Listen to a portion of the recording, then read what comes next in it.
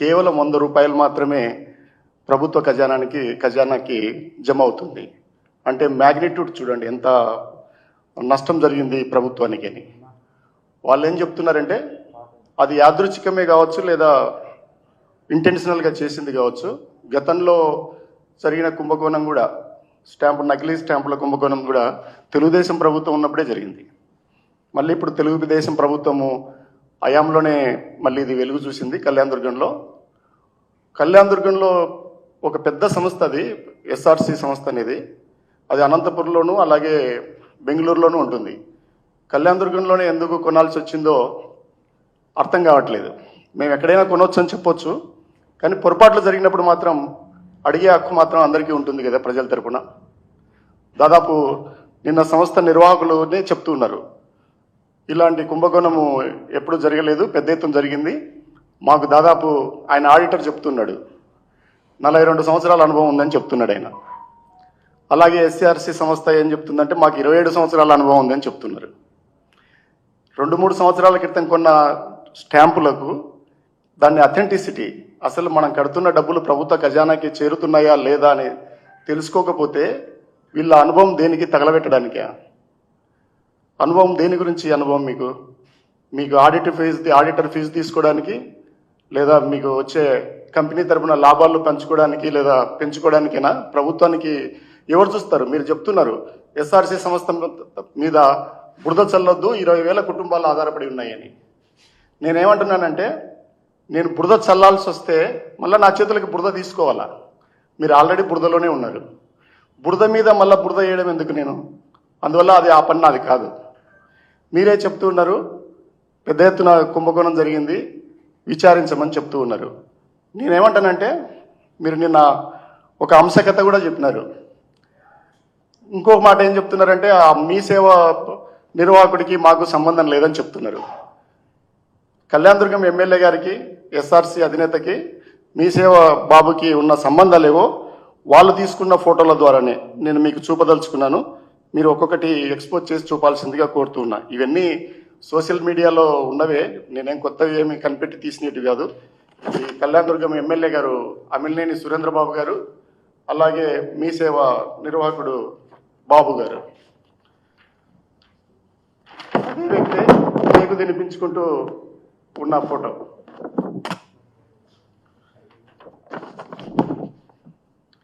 అదే వ్యక్తి ఇంకో రెండో ఫోటోలో పార్టీ ప్రచారం అనుకుంటాను.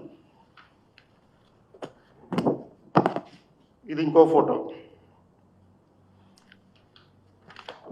మా మీ సేవ నిర్వాహకుడు బాబు గారి బర్త్డేకి, పుట్టినరోజు అనుకుంటాను, వాళ్ళ పిల్లలకి సంబంధించి దానికి అటెండ్ అయిన ఫోటో. ఈ సురేంద్ర బాబు మీ సేవ బాబే కాకుండా లోకేష్ బాబు కూడా మరో సందర్భంలో లోకేష్ బాబు, వేరు సందర్భాల్లో ఇద్దరు బాబులు, సురేంద్ర బాబు, ఈ బాబు మీ సేవ నిర్వాహకుడు బాబు. ఇది పెళ్లి సమయం అనుకుంటాను. ఇది కూడా ఉన్నారంటే బంధాలు, సంబంధాలు, అనుబంధాలు పార్టీల దగ్గర నుంచి పర్సనల్ వ్యవహారాల వరకు అన్నీ ఉన్నాయి. అంతేకాకుండా ఆశ్చర్యకరంగా రాజ్యాంగ అధినేత కూడా, మన గవర్నర్ గారితో కూడా బాబు గారు. అందువల్ల ఇవి ఎవరో సృష్టించినట్టు కాదు, అన్నీ ఉన్నవే, పబ్లిక్ డొమైన్లో ఉన్నవే. మీరు అంటున్నారు కేవలం కేసు మేము ముందు పెట్టాం కాబట్టి మాకు తప్పు లేదు అంటే కుదరదు. అంతేకాకుండా ఇవేమి మీకు కొత్తగా తెలిసిండొచ్చేమో కానీ అకస్మాత్తుగా ఆదివారం గుర్తొచ్చి పోలీస్ స్టేషన్కి వెళ్ళి డ్రాఫ్ట్ చేసుకొని ఒక ఫ్రెష్ నోట్ విడుదల చేసి ఒక ఎఫ్ఐఆర్ బుక్ చేసినంత మాత్రాన దీంట్లో నుంచి తప్పించుకోవాల్సింది ఏమీ లేదు. ఇంకోటి కూడా ఏంటంటే, ఇవన్నీ కూడా పబ్లిక్ డొమైన్లో 2-3 వారాల నుంచి చక్కర్లు కొడుతున్నాయి. అప్పుడు ప్రధాన ప్రతిపక్షంలో ఉండి నువ్వెందుకు అవి ప్రశ్నించలేదు అంటే, దీంట్లో నుంచి నేను నమ్ముతున్నది ఏంటంటే, తప్పు జరిగిపోయింది, దీన్ని ఎటువంటి పరిస్థితుల్లో సరిదిద్దుకోలేరు, అవి ఎప్పుడైనా కూడా బయటకు వస్తాయి. సత్యమేవ జయతేని కొటేషన్ ఉంది కదా, ట్రూత్ ఆల్వేస్ ట్రంప్స్ అనేది, అట్లాంటిదే ఇది. అందువల్ల దీంట్లో తప్పు చేయకుండానే ఉండాలి. తప్పు చేసిన తర్వాత ఏ రోజైనా ఏ క్షణమైనా ఇవి బయటకు వచ్చేటివే. ఎందుకంటే రిజిస్ట్రేషన్ డిపార్ట్మెంట్లు, తర్వాత SHCL అంటారు, stock holding corporation of India, police, revenue, స్టాంపుల శాఖ, ఎన్ని కావాలంటే అన్ని డిపార్ట్మెంట్లలో కూడా ఇవి ఉంటాయి. ఇవన్నీ కూడా మీరు గుర్తుపెట్టుకోవాలి. ఇంక అన్నిటికంటే నేను ఎక్కువ వరి అవుతున్నది ఏమిటంటే, నేను ఎవరిని నేరస్తుల్ని సమర్థించడానికి దీన్ని పెట్టట్లేదు, నేను ఈ మాట చెప్పట్లేదు. ఒక నేరస్తుని దేశ చట్టాల ప్రకారము మీరు అదుపులోకి తీసుకున్నప్పుడు లేదా నిందితుని ఆరోపణలు ఉన్న వ్యక్తిని 24 గంటల్లో మీరు జడ్జి గారి ముందు తీసుకెళ్ళి మీరు అరెస్ట్ చూపాల. ఇప్పటికి 5 రోజులు అవుతుంది. మీ సేవ బాబుతో పాటు తర్వాత భువనేశ్వర్ ఉన్నాడు, గొల్ల భువనేశ్వర్ ఉన్నాడు, తర్వాత ఇతను ఉన్నాడు, ఎవరు మన మంజు ఉన్నాడు ఈస్ట్ కోడిపల్లి నుంచి, తర్వాత వంటారెడ్డిపల్లి నుంచి మోహన్ ఉన్నాడు, మీ సేవ బాబు ఉన్నాడు. నలుగురిని కూడా పోలీసులు అదుపులు తీసుకున్నారా లేకపోతే ఎమ్మెల్యే అదుపులో ఉన్నాడనేది తెలియట్లేదు. నేను డీజీపీ గారిని కోరేది ఏమిటంటే, మీరు అరెస్ట్ చూపి ఏ విచారణ చేస్తారో విచారణ చేయండి. మీరు అన్నీ వాళ్ళతో చెప్పించుకున్న తర్వాత అనుకూలంగా ఎమ్మెల్యేకు ఎస్ఆర్ కన్స్ట్రక్షన్కి అనుకూలంగా రాయించుకున్న తర్వాత మీరు అరెస్ట్ చూపిస్తామంటే అది ఏ రకంగా పద్ధతి అని నేను అడుగుతున్నాను. మీరు ఏదో స్టాంపు చట్టాల ప్రకారం చూపించారు నాకు. మ్యాక్సిమం 2 లక్షలే కట్టాల్సింది. ఈవెన్ 1000 కోట్ల రూపాయలు లోను ఐపొత్తికేషన్ తీసుకున్నా, మోటగేజ్ తీసుకున్నా 2 లక్షలే. ఒకేలా ఉంటే ఉండొచ్చేమో చట్టం గురించి. అది మీరు చెప్పిన అంశకథలు వాళ్ళు రేపు వచ్చిన తర్వాత ఈడీనో సిబిఐనో వచ్చిన తర్వాత వాళ్ళు నిర్ణయం తీసుకుంటారు ఏం చేయాలనేది.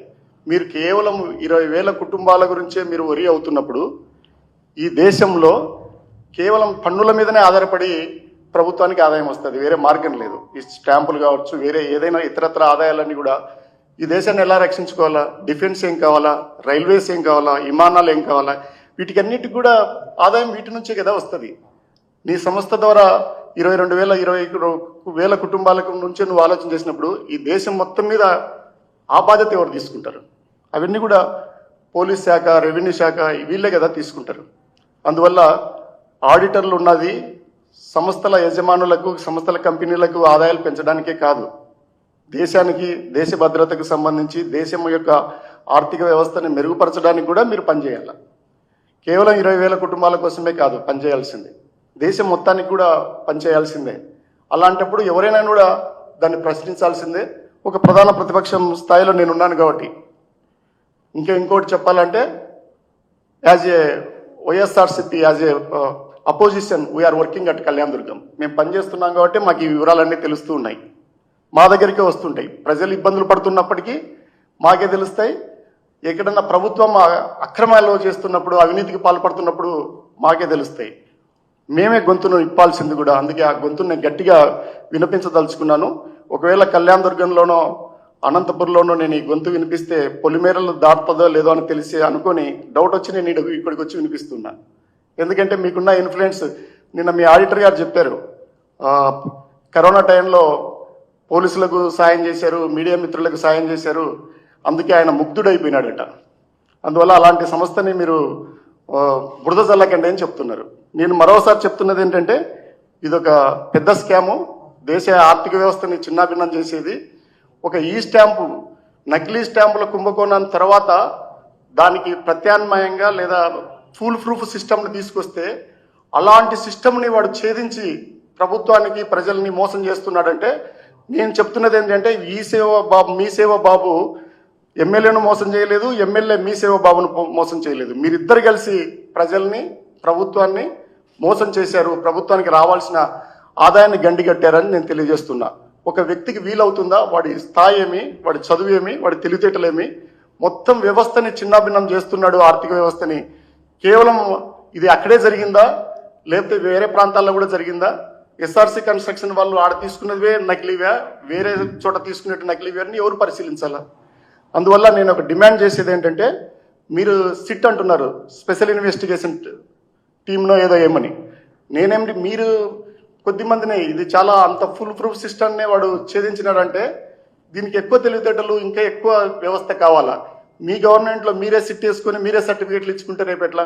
అందువల్ల నేను డిమాండ్ చేసేది ఏంటంటే, గవర్నమెంట్లో మీరే ఉన్నారు కాబట్టి, మీ సేవ బాబు, సురేంద్ర బాబు, లోకేష్ బాబు, చంద్రబాబు బాబు, ఇంతమంది ఉన్నారు కాబట్టి మీరు సిబిఐని సిబిఐ ఎంక్వైరీని వేయాల్సిందిగా నేను డిమాండ్ చేస్తున్నాను. అప్పుడు నేను నమ్ముతాను మీ అంశకథలు. మీరు తెల్లగా ఉన్నారు, అంశ ఎందుకు పోయింది కళ్యాణ్ దుర్గం అంటే దోమకు పాలు ఇవ్వడానికి పోయిందంట. అది ఆయన బాగుపరచడానికి ఆయన ఆదుకోవడానికి ఆర్థికంగా కొంచెం సాయం చేయడానికి ఇది పోయిందంట. ఈ ఒక్క మీ సేవ బాబుకు ఒక్కటే పాలేయడానికి పోయిందా, అది ఇంకా వేరే అంశాలకు పోయిందనేది కూడా చూడాలి. ఇంకోటి కూడా నాకు డౌట్ ఏమొస్తుందంటే, ఆ తెల్లటి అంశం మీద ఆ దోమ కుట్టినందుకు రక్తపు మరకై అంశకు మరక వచ్చిందంట. నేను కూడా ఖచ్చితంగా అంశలాగానే ఉండాలని కోరుకుంటున్నా. ఈ అంశ ఖచ్చితంగా సిబిఐ ఎంక్వైరీని కోరాలని నేను డిమాండ్ చేస్తున్నా. మీరు ఎక్కడెక్కడ ఏమేమి కొన్నారు చాలా సింపుల్ అని మీరే చెప్తున్నారు. ఒక స్కాన్ చేస్తే కొన్నామా లేదా అని తెలుస్తుంది. ఎప్పుడో 22లోనో లేదా ఇంకో ముందో కొన్నవి, 23లోనో కొన్నవో లేదా 24లో కొన్నవో, ఒక్క సంవత్సరం తర్వాత మీరు ఎందుకు స్కాన్ చేసి గవర్నమెంట్ 100 రూపాయలే పోయింది, మిగతా పరిస్థితి ఏమిటి అనేది మీరు చూసినప్పుడు, మీరు మొత్తం వ్యవస్థ, మీ ఆడిటర్ల వ్యవస్థ కానీ, మీ 27 సంవత్సరాల సంస్థ కానీ అన్నిటి మీద నాకు డౌట్ వస్తుంది. కొంచెం అన్నా ఉండాలో చెప్పుకునేటప్పుడు. ఒక వ్యక్తి మామూలు కంప్యూటర్ సెంటర్ నడుపుకునే, ఒక మీ సేవ సెంటర్ నడుపుకునేవాడు ఈ మొత్తం సిస్టమ్ని ఛేదించినాడు, నాశనం చేసినాడు అని మీరు చెప్తే నమ్మడానికి సిద్ధంగా లేము. ఇంకోటి ఏంటంటే, ఈ డబ్బు ఎక్కడికి చేరింది, ఎండ్ బెనిఫిషరీ, అంతిమ లబ్ధిదారు ఎవరు? మీరు 100 రూపాయలే, 1,00,000 రూపాయల 100 రూపాయలే చేరిందంటే 99,900 రూపాయలు ఎవరికి చేరాయి అనేది చాలా ముఖ్యమైనది. ఇప్పుడు రోజు లీకులు ఇస్తున్నారు. 2 కేజీల బంగారం దొరికింది, 2 కోట్ల రూపాయలు దొరికింది, ఆయన భార్య అకౌంట్లో ఇంత దొరికింది, ఇతని అకౌంట్లో. మనిషి ఎక్కడున్నాడో చెప్పట్లేదు. మీరు పెట్టిన కేసు మీదనే కదా మనిషిని తీసుకెళ్లారు. పోలీసులు తీసుకెళ్లారా, ఇంటెలిజెన్స్ వాళ్ళు తీసుకెళ్లారా, సెంట్రల్ ఏజెన్సీలు తీసుకెళ్లాయా, స్టేట్ ఏజెన్సీలు తీసుకెళ్లాయా ఏం చెప్పట్లేదు. అందువల్ల డీజీపీ గారిని నేను గట్టిగా కోరేది ఏమిటంటే, వాళ్ళని ప్రవేశపెట్టండి, చట్టం ముందు, జడ్జి గారి ముందు ప్రవేశపెట్టండి, లేదా మీడియా ముందు ప్రవేశపెట్టండి. తర్వాత ఏముందో మీరు తదుపరి చర్యలు ఏమున్నాయో అవి తీసుకోండి. అంతేగాని 4 కుటుంబాల్లో వాళ్ళు ఎక్కడికి వెళ్ళాలో తెలియట్లేదు. కుటుంబ సభ్యులు కూడా బయటికి రావట్లేదు. వచ్చి మా వాళ్ళని తీసుకెళ్లారని కూడా ఊర్లలో విచారిస్తుంటే మాకు కంటిన్యూగా ఫోన్లు వస్తున్నాయి. ఈ ఊరు నుంచి ఈ మనిషిని, ఈ ఊరు నుంచి ఈ మనిషిని తీసుకెళ్లారని. నేను చెప్పాను కదా, వేరు బీసీ చిన్న వెనుకబడిన తరగతుల నుంచే తీసుకెళ్లారు అందరినీ. మీరు ఇంకా ఈ పని చేయకపోతే ఖచ్చితంగా మేము హైకోర్టులో ఎబిఎస్ కార్పస్ రిట్ పిటిషన్ కూడా దాఖలు చేస్తామని తెలియజేస్తున్నాను. అంతవరకు రాకుండా డీజీపీ గారు, నేను ఎస్పీ గారికి విజ్ఞప్తి చేశాను 4 రోజుల ముందే, వాళ్ళని ప్రవేశపెట్టండి మీడియా ముందు కానీ జడ్జి ముందు కానీ అని చెప్పాము. పట్టించుకోలేదు. అందువల్ల డీజీపీ గారిని కోరుతున్నాను, రాష్ట్రంలో మీరు పోలీసు ఉన్నతాధికారి, మీరు ప్రాథమిక హక్కులను కాపాడాలా, మానవ హక్కులను కాపాడాలా. ఇది పెద్దదే కావచ్చు, కానీ చట్టం అయితే చెప్పింది కదా, ఎంత పెద్ద నేరమైనా కూడా 24 గంటల్లో చట్టం ముందు మనిషిని ప్రవేశపెట్టాలని మేము చిన్నప్పటి నుంచి చదువుకున్నాం. మీరు దాన్ని అమలు చేయాలా. ఇట్లా ఇంత ఉన్నతాధికారిగా ఉండి ఒక ప్రాంతంలో మేము చెప్తున్నప్పటికీ కూడా మీరు పట్టించుకోకపోతే అది మంచి పద్ధతి కాదు. మీరు ఏ సంబంధాలు ఉన్నా కానీ కూడా, ఏమి అవినీతి ఉన్నా అది మళ్ళీ చట్ట ప్రకారమే చేసుకుంటూ వెళ్ళాలని కూడా నేను కోరుతున్నాను. అందువల్ల ఈ మొత్తం మీద, వ్యవస్థ మీద ఏదో చిన్న ఒక వ్యక్తి చేసినాడని నేను నమ్మట్లేదు. దీని వెనుక చాలా పెద్దగానే ఉంటుందని మీరు ఎలా అనుకుంటున్నారో నేను అలాగే అనుకుంటున్నా. అందువల్ల దీన్ని సిబిఐకి ఎంక్వైరీకి ఇవ్వాలని కోరుతున్నాను. అంతేకాకుండా మీరు అంత తెల్లగా అంశలాగా ఉండాలనుకుంటే ఎమ్మెల్యే పదవికి కూడా రాజీనామా చేసి మీరు నిష్పక్షపాతికంగా ఉండే ఏదైతే ఉందో ఎంక్వైరీకి, విచారణకి సిద్ధపడాలని కూడా నేను కోరుతున్నా.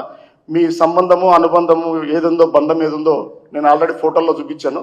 ఫోటోలు దిగడం ఒకటే తప్ప అంటే అది ఒక స్థాయిని మించి ఉన్నాయి కదా. తప్పు జరిగింది కాబట్టి ప్రశ్నిస్తున్నారు, లేకపోతే ఎవరిని ఎందుకు ప్రశ్నిస్తాం. అందువల్ల ఇవన్నీ గుర్తుపెట్టుకోవాలా. రాష్ట్ర ప్రజలు ఇంకెవరైనా అక్కడ బాధితులు ఉంటే ఒకసారి చూడండి. ముఖ్యంగా అనంతపురం జిల్లాలో ఈ స్టాంపులు కొన్న వాళ్ళందరూ కూడా ఒకసారి చెక్ చేసుకోండి ఏం జరిగిందనేది. వ్యవస్థలు చాలా గట్టిగా పనిచేస్తాయి వీటి మీద. మనకు పోయినసారి తెలుగు తేలాడు, కరీం తెలుగు, తర్వాత కృష్ణ యాదవ్ ఎవరో తెలిసింది. ఇప్పుడు జూనియర్ తెలుగు ఎవరు అనంతపురంలో అనేది తెలుస్తుంది. కృష్ణ యాదవ్ గారు ఎవరు అనేది తెలియాలంతే. ఖచ్చితంగా చట్టం తన పని తను చేసుకుపోతుందని, ఈ ఆర్థిక వ్యవస్థను చిన్నాభిన్నం చేస్తున్న ఇలాంటి వ్యక్తులను కఠినంగా శిక్షించాలని, సిబిఐ ఎంక్వైరీ జరగాలని, ఎమ్మెల్యే గారు రాజీనామా చేయాలని నేను డిమాండ్ చేస్తున్నాను.